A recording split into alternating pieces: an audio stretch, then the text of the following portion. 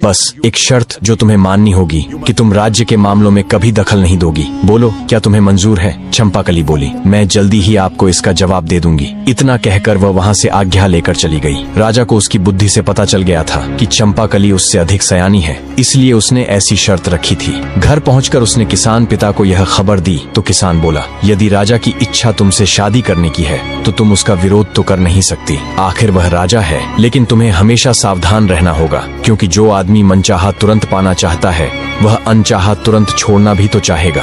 इसलिए तुम अपने यहाँ की चीजों को यूं का त्यों रहने दो। न जाने कब तुम उन्हें नापसंद हो जाओ तो यही सब तुम्हारे काम आएगा। चंपाकली अब भी कम उम्र की थी। उसने पिता की बातों पर बहुत ध्यान नहीं दिया और राजा को एक पत्र लिखकर शादी के लिए अपनी स्वीकृति भेज दी। राजा पत्र पढ़कर बहुत खुश हुआ। बहुत जल्दी ही पूरे राज्य में विवाह की धूमधाम मच गई और निर्धारित समय पर उनकी शादी हो गई। एक दिन एक किसान अपनी गर्भवती गाय को लेकर बेचने की इच्छा से राजधानी आया था, लेकिन उसे निवास के लिए किसी भी सराय में जगह नहीं मिली, क्योंकि सभी सरायें भरी हुई थीं। एक सराय मालिक को उस गर्भवती गाय पर दया आ गई। उसने किसान को अपनी सराय के पास पड़े छप्पर के नीचे गाय को रात भर रखने की इजाजत दे दी। किसान ने अपनी गाय की रस्सी पास खड़ी एक गाड़ी के पहिए से बांध दी। भगवान की माया, सुबह सबने देखा कि गाय ने रात में एक बछड़े को जन्म दिया था, जो लुढ़क कर गाड़ी के नीचे चला गया था। गाय का मालिक बहुत खुश हुआ।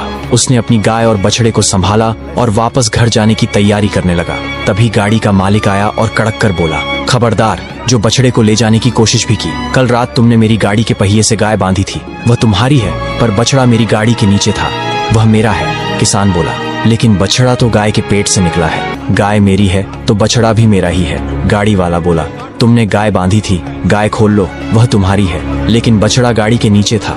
गाड़ी मेरी है तो बछड़ा मेरा है। बात तूल पकड़ गई। बहस गाली गलौज से बढ़ते बढ़ते हाथापाई तक पहुंच गई और फिर लट्ठम लट्ठा तक जा पहुंची। शोर शराबे से राजा के पहरेदार भी वहां आ पहुंचे। दोनों दावेदारों को राज दरबार में न्याय के लिए पेश कर दिया गया। उस राज्य का नियम कुछ समय पहले तक ऐसा था कि हर मुकदमे का फैसला राजा रानी मिलकर किया करते थे, लेकिन अब जब चंपाकली से राजा का विवाह हो गया था तो राजा की शर्त के कारण चंपाकली को दरबार के मामलों में बोलने की मनाही हो गई थी। इन दिनों किसान का मामला केवल राजा के सामने पेश हुआ।